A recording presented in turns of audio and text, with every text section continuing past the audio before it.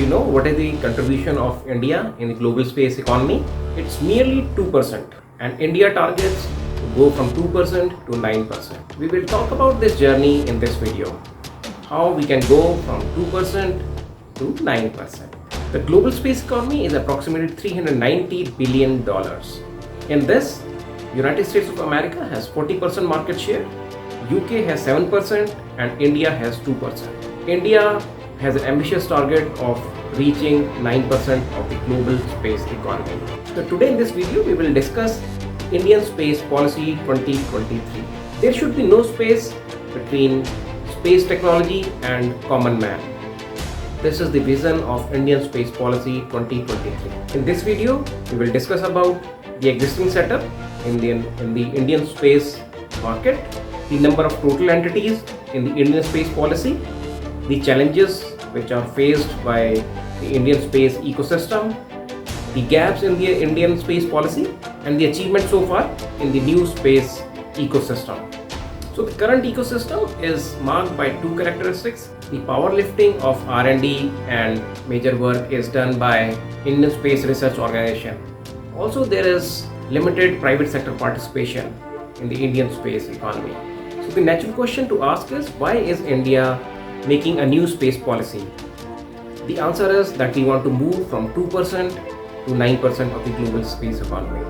The business would go from 7 billion to approximately 50 billion US dollars by the year 2025, as mentioned in the space policy document.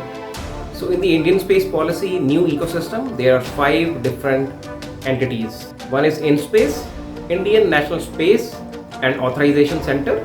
It works as a single window authorization and clearance center for the private organization who want to interact with ISRO. New Space India Limited, it is into strategy activities and interacts with global customers as well as Indian customers who might be interested in taking the services from the new ecosystem. Then we have Department of Space, which is looking at the governance of the space ecosystem in consultation with the Ministry of External Affairs. We have NGEs, non-governmental entities, which are the private players, which have now become an essential part of this ecosystem, which will work together. And the role of ISRO has become rationalized in the new space policy. It means that ISRO would focus on the research and development activities, while the private players would interact with ISRO and get the technology to work. Biggest challenge as of now is the lack of commercialization. As the major activities are done by ISRO, so the private players don't get to participate in the commercial activity, which in itself is making the progress of Indian space economy slow. Weaponization of space. China, Russia and USA, majorly these are the 3 countries which are weaponizing the space. In order to cater to that, India also needs a vibrant space economy so as it is able to counter. Another challenge which is being faced by India is China's space program. China is very aggressive in its space program, and in order to cater to that, India would also have to have a vibrant space economy. Having said that, there are few gaps in the Indian space policy.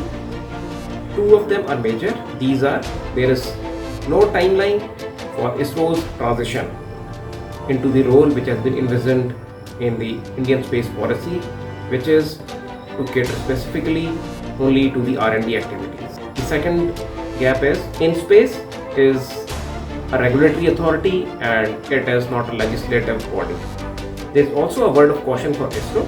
ISRO should keep for itself enough space so as to work on the areas where private players would not dare to go because it might not be profitable for them. Now coming to achievements of the space ecosystem. NSIL has helped launch 319 satellites from 33 different countries.